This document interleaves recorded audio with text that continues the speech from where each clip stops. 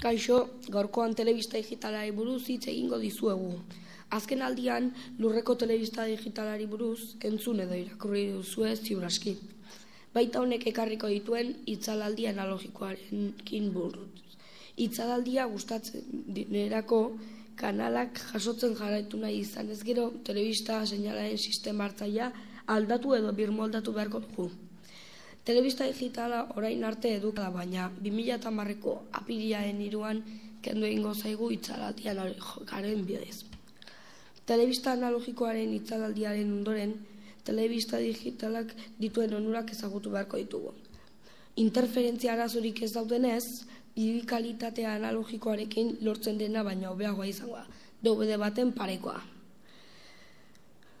Soinu estereofonikoa edota hizkuntza anitzeko soinua ahalbidetzen du.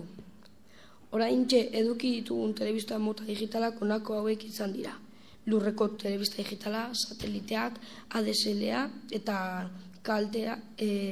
kableak edo zuntz optikoak, baita gailun mugikorrak ere.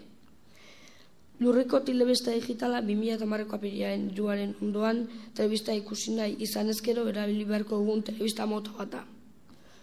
Sateliteak zeuk zerorrek instalatu beharko duzun guztia eta satelitetik datozen kanal libreak hileko kuotarik ordaindu gabe ikusi beharko duzun birmoldazioa da. ADSL-a internetaren bidez ikus dezakegun telebista da. Itzalaldi analogikoaren 2010ko apirilaren 3an gertatuko dena.